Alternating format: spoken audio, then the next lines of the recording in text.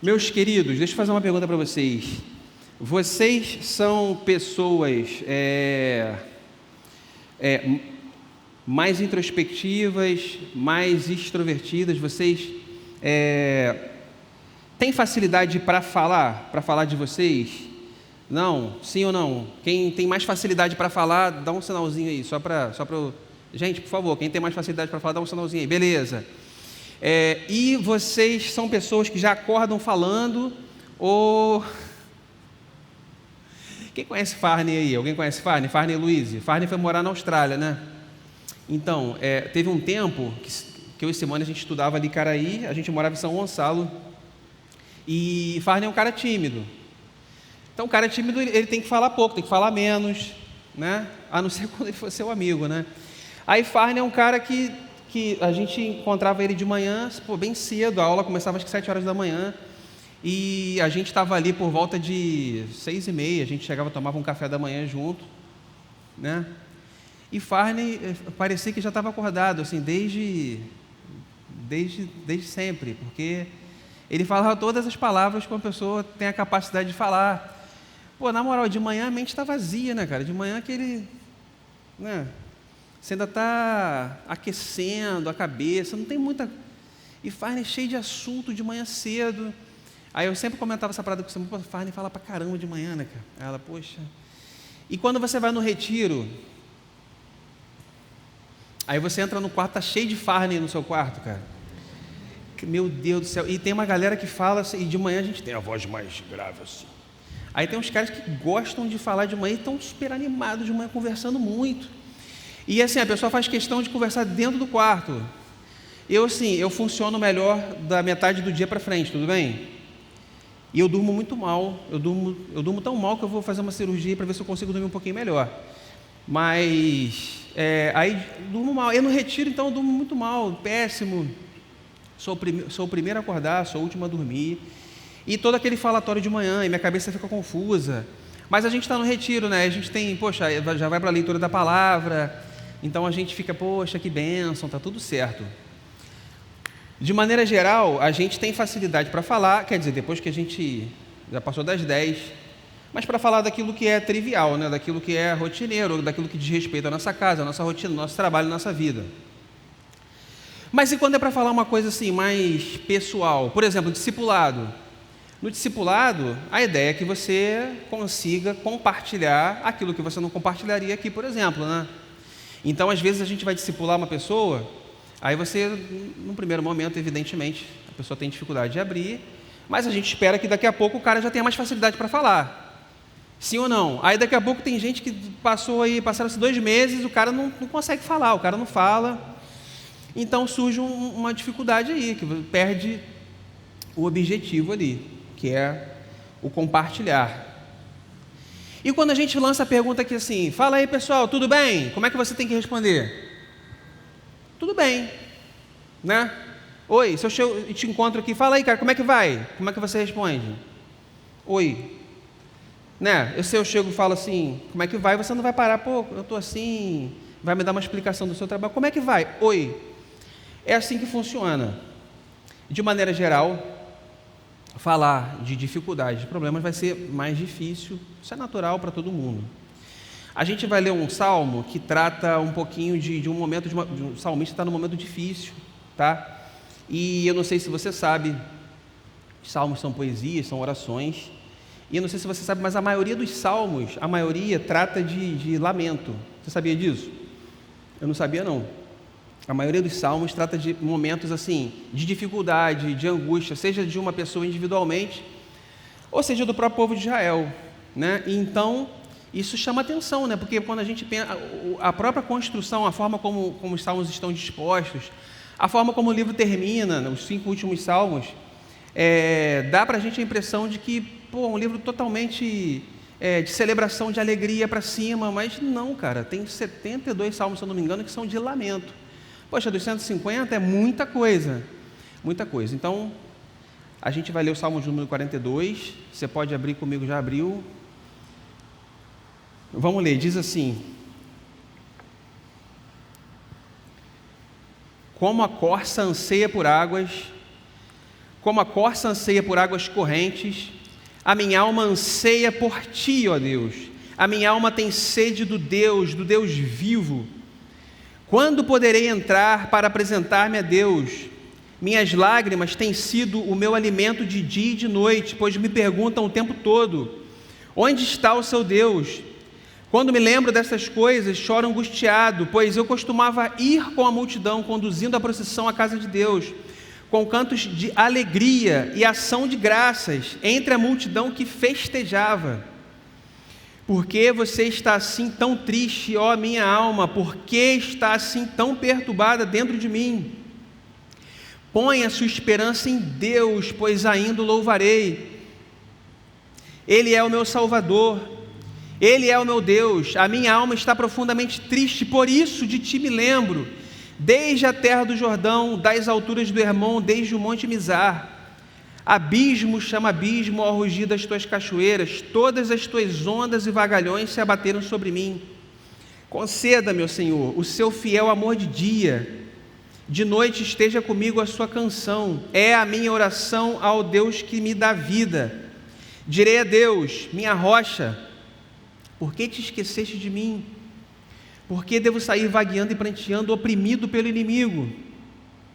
Até meus ossos sofrem agonia mortal quando os adversários zombam de mim, perguntando-me o tempo todo: onde está o seu Deus?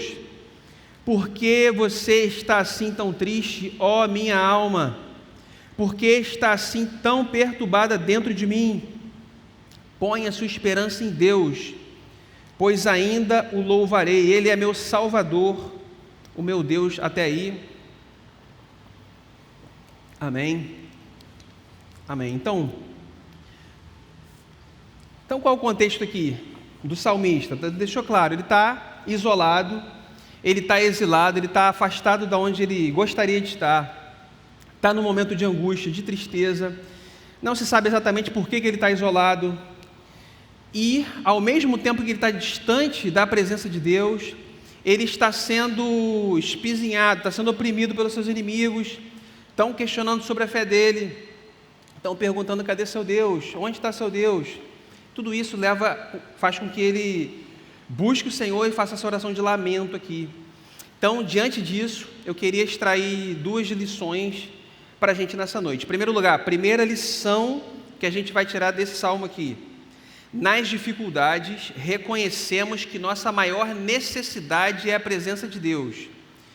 Nas dificuldades, reconhecemos que nossa maior necessidade é a presença de Deus. Isso parece assim, extremamente óbvio, né? Extremamente óbvio, não só nas dificuldades, mas em qualquer momento da vida. Mas sabe qual é o ponto? A gente vive dessa maneira. A gente vive cada dia como se a maior necessidade que a gente tem é a necessidade de Deus. Você acorda todos os dias e sua mente está completamente alinhada com Deus nesse sentido: Senhor, acordei, Deus, o que eu mais preciso hoje é de você, Senhor, da tua vontade. Você acorda desse jeito todos os dias? Se isso é tão óbvio assim, o que faz com que a palavra de Deus registrasse uma oração que lamenta justamente a ausência de Deus, a ausência do contato com o Senhor, a ausência da manifestação de Deus na vida dele?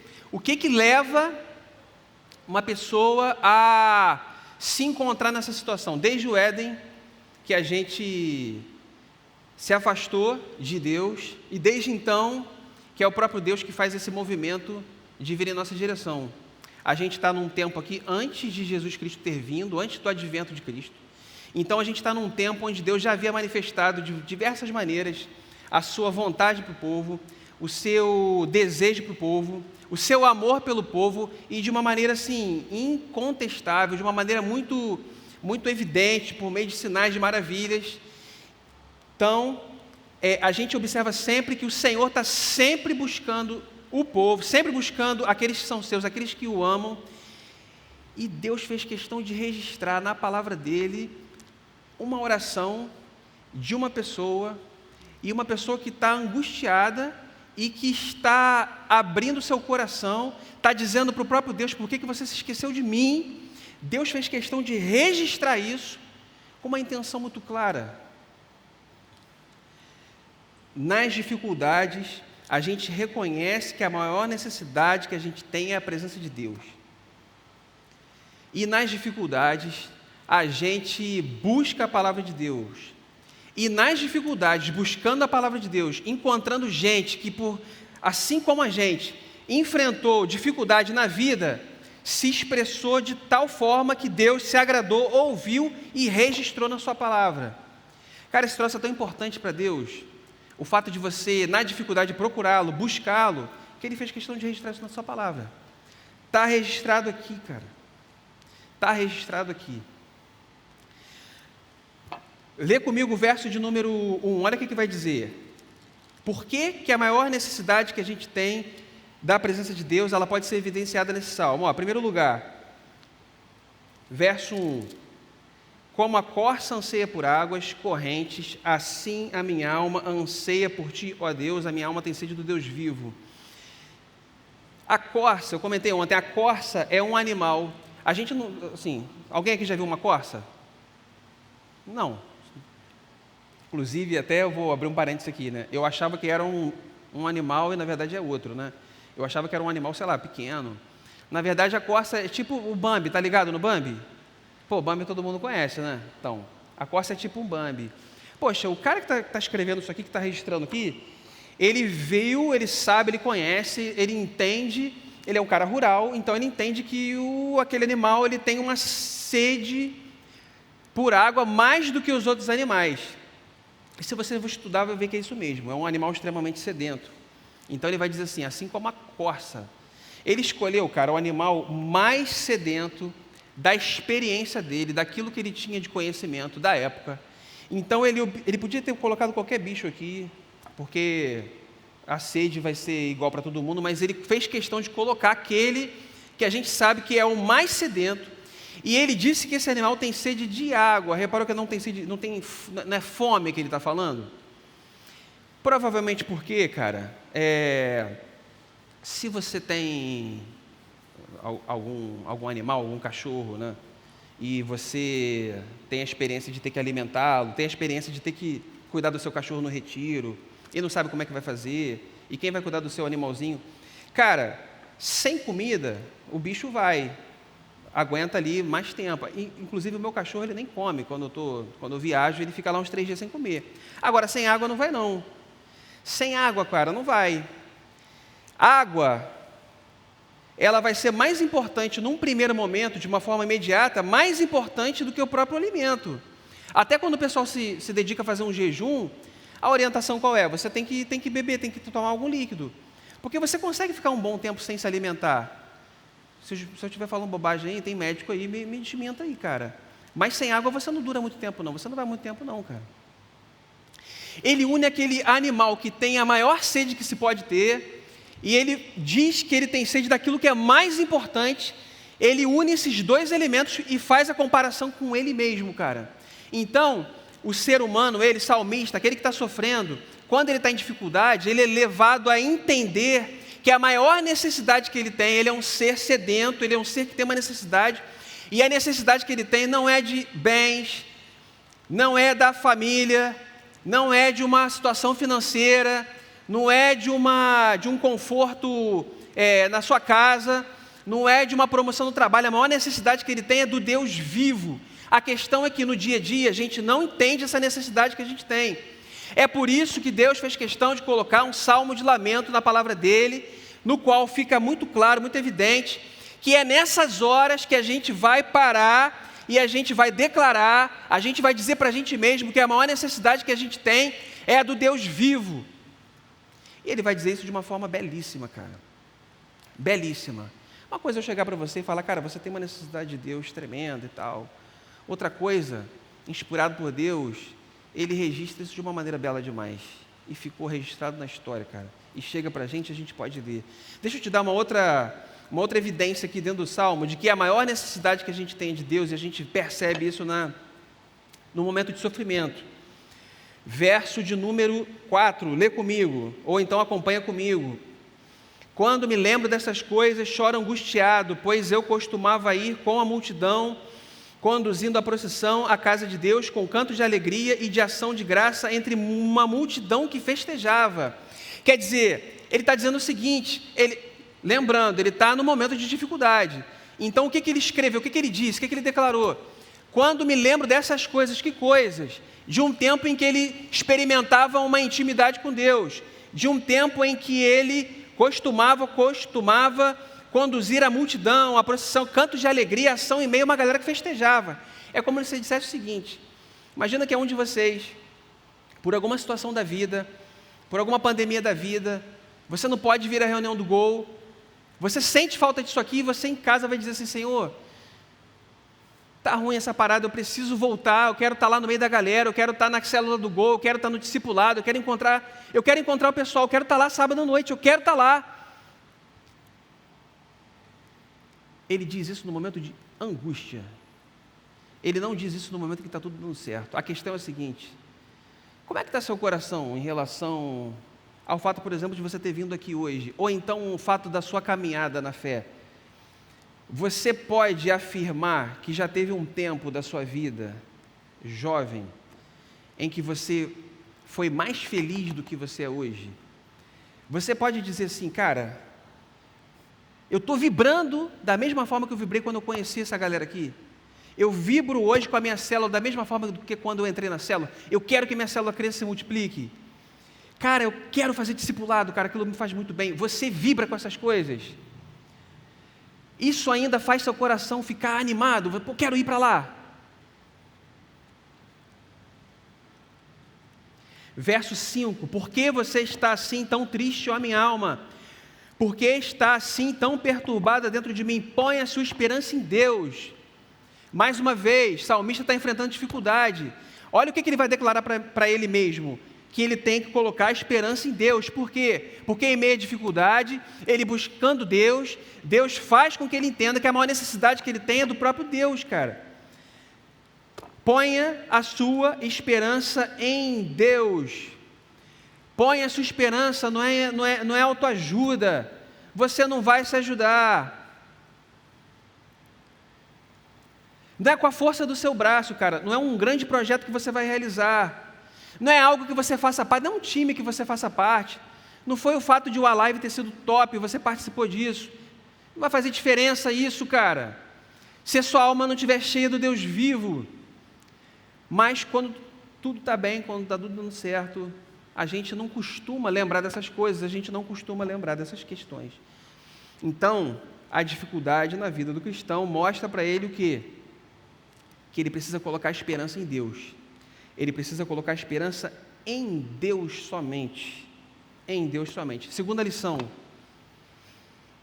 Nas dificuldades, segunda lição agora, tudo bem? Eu fiz a primeira lição, fiz algumas pontuações. Agora a gente vai para a segunda lição. Nas dificuldades, podemos contar com a presença de Deus. Então a gente entendeu que a maior necessidade que a gente tem é de Deus. Agora a gente vai entender que Deus, Ele se coloca à nossa disposição. Deus, Ele não rejeita um coração quebrantado, é isso que diz a palavra. Lê comigo aí, e observa o movimento que o salmista faz. Verso de número 6. Olha o que vai dizer. A minha alma está profundamente triste. A minha alma está profundamente triste. Por isso, de que ele se lembra? Cara, ele se lembra do próprio Deus. Isso aqui é Deus direcionando a gente para Ele mesmo, tudo bem? É Deus direcionando a gente para Ele mesmo. Minha alma está profundamente triste, por isso de ti me lembro.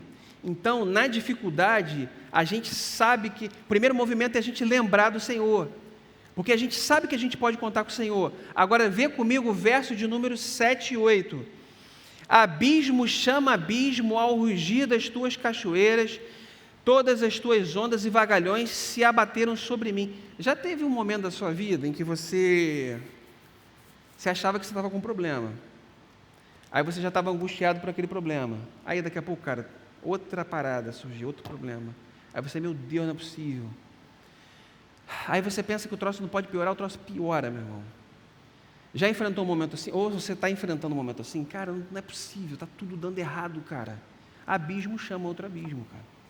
Tem hora que está tudo dando errado, meu irmão. O que a gente faz nessa hora? Se desespera? Vai buscar ajuda em quê? Verso 8. Conceda-me, Senhor, o seu fiel amor de dia, de noite esteja comigo a sua canção. É a minha oração ao Deus que me dá vida. Cara, na hora da dificuldade, a gente entende que a gente precisa de Deus e depois a gente sabe no nosso coração, se a gente buscar evidentemente a face de Deus, que a gente pode contar com a misericórdia do Senhor, cara. Então ele está ainda no meio dos problemas, o salmista ele não resolveu nada ainda, mas o que ele vai dizer é o seguinte, cara, eu sei que está tudo enrolado na minha vida, cara. Problema atrás do outro, mas uma coisa eu tenho certeza, cara, eu posso contar com o Senhor. Na verdade ele reconhece, é porque assim, cara, é interessante, né, que ele vai dizer assim, daqui a pouco ele vai dizer assim, pô, por que me esqueceste? Isso aí parece contraditório, né? Mas na verdade não, cara, é uma sinceridade de coração. É alguém que tem Deus como amigo, cara. É alguém que chega para Deus e abre o coração. E outra coisa, cara, por que esses muitos salmos estão registrados na palavra? Além do fato de Deus, evidentemente, Ele quer ouvir e gosta de ouvir, tem prazer de ouvir.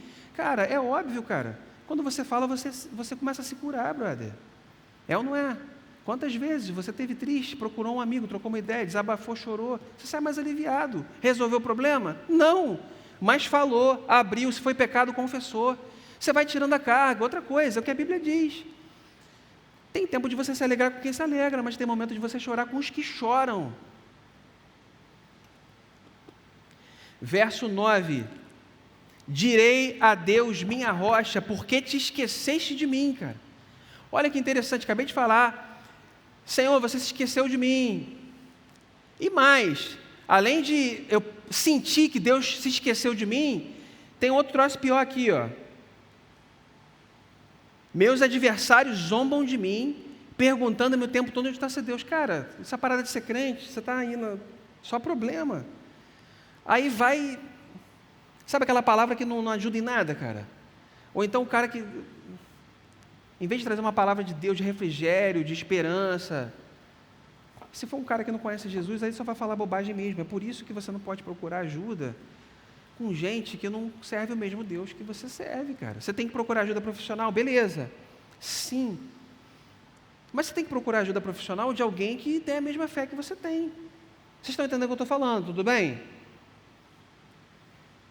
Tem que procurar alguém, cara, que está alinhado com o Senhor. Senão ele vai falar alguma coisa para você que não... Seus amigos são amigos que têm a mesma fé que você? Amigos com aqueles que você abre o coração. Você tem amigo aqui dentro com quem você pode abrir o coração? Você está sendo discipulado? Procura a Rebequinha aí, cara. Pode ficar sozinho não, cara. Você não pode andar sozinho. O mundo tem zombado da sua fé? No trabalho você tem sido oprimido por causa das coisas que você acredita, os valores que você defende? Está num conflito ético, você não sabe o que vai fazer? Vai pedir demissão? Vai fazer aquilo que você sabe que não é certo? Seu namorado está com uma proposta errada para você também?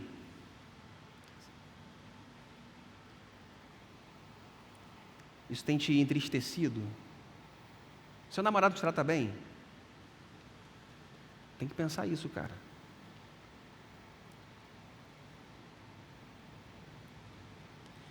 Vou fazer 2 aplicações com vocês para a gente terminar. Em primeiro lugar, 2 aplicações.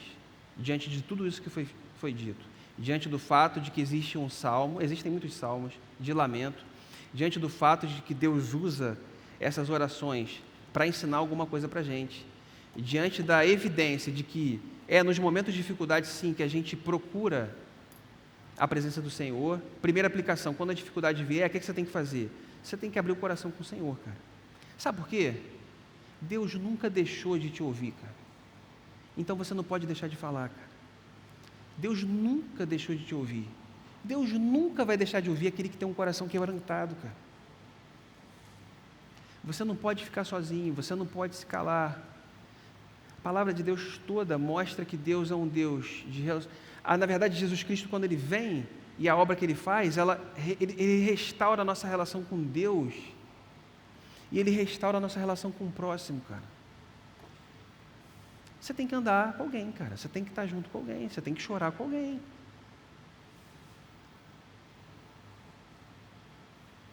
É preciso ter alguém em quem confiar. Mas se alguém tem que ter a mesma expressão de fé do que você, cara. Segunda aplicação.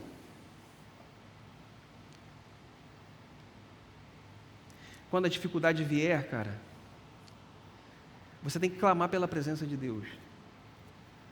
Quando a dificuldade vier, você tem que clamar pela presença de Deus.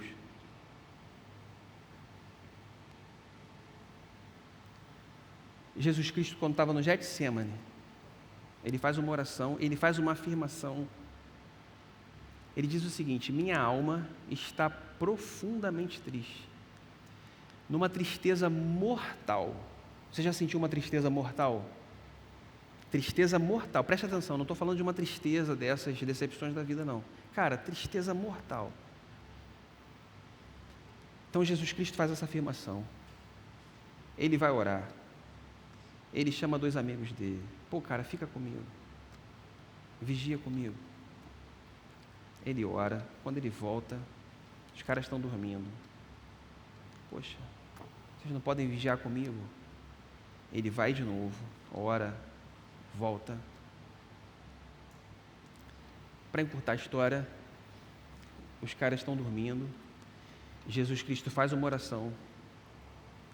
E a oração de Jesus Cristo não é atendida, ela é ouvida, mas não é atendida.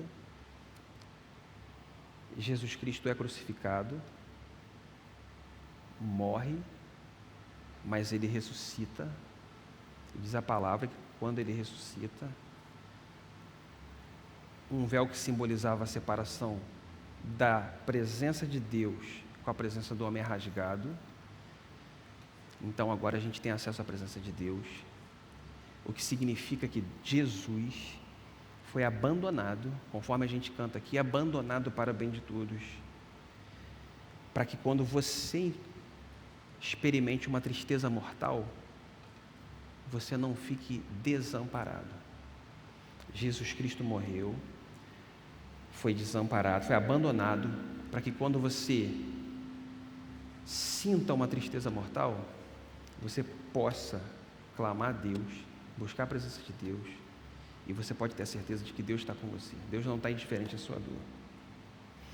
Queria terminar com o versículo de número 4 do Salmo 43. Salmo 42 e 43 são um salmo só, na verdade. Está dividido em 2 capítulos, mas é um salmo só. Então, ele diz o seguinte: então irei ao altar de Deus, a fonte da minha plena alegria, com a harpa te louvarei, ó Deus meu Deus. Por que você está assim tão triste, ó minha alma? Por que está assim tão perturbada dentro de mim? Põe a sua esperança em Deus, pois ainda o louvarei. Então, ele termina dizendo que ele sabe, ele declara, ele expressa que, ainda que ele esteja vivendo um momento de dificuldade, ainda que ele esteja vivendo um tempo de angústia, ainda que ele esteja vivendo um tempo de sofrimento, haverá um momento onde ele vai experimentar da presença de Deus. Então, eu não sei como é que está seu coração nessa noite, eu não sei como é que você lida com dificuldades, com decepções, eu não sei, na verdade, como é a forma com que você tem se relacionado com Deus, como que você conversa com Ele, mas uma coisa eu sei, cara, que Deus, Ele expressou, colocou na palavra dele uma oração que mostra para a gente que os caminhos que Deus usa para a gente chegar até a presença dele são caminhos muitas vezes de dificuldade, de decepção, de tristeza, para que, na verdade, muitas vezes a gente seja livre de muitos problemas, de muitos sofrimentos que a gente não tem nem ideia de que a gente poderia sofrer. A gente pode orar? Para terminar, Senhor Jesus, louvado seja teu santo nome, que a gente quer te agradecer, porque você é um Deus que cuida de nós, você é um Deus que se revela o tempo todo em sua palavra. A gente quer te agradecer, Deus, porque você trata a gente nos momentos mais difíceis, Senhor, e você faz questão de registrar na sua palavra expressões, Senhor, de momentos da vida, de gente que te ama, gente que te amou, que revelam, Senhor, o teu cuidado com a gente, teu carinho com a gente, teu amor com a gente, Senhor. Obrigado, porque se não fosse a tua palavra, a gente seria conduzido para a gente mesmo. Se não fosse a tua palavra, a gente procuraria ajuda em lugares onde a gente não pode ser ajudado, Senhor. Mas muito obrigado por Jesus Cristo, que morreu, que ressuscitou, e que por causa do sacrifício dele, a gente pode ter acesso à tua presença, Senhor. Obrigado porque na cruz todos os nossos problemas foram vencidos, foram superados, Senhor. Obrigado porque você realinha nossos pensamentos, você reorienta as nossas emoções. Senhor Jesus, se a gente de alguma maneira estiver abatido, cansado, desanimado, Senhor, reorienta nossas emoções, Senhor, fortalece a nossa alma, Jesus, nos revigora, que a gente te busque, Senhor, que a gente busque a tua face, Senhor, que a gente reconheça que você é a maior necessidade que a gente tem, na verdade, que você coloque em nossos corações, que a gente perceba, sinta, viva como se a cada dia você é a única necessidade que a gente tem, Senhor. Eu te peço dessa maneira, Senhor, eu oro assim em nome de Jesus. Amém, Senhor. Amém.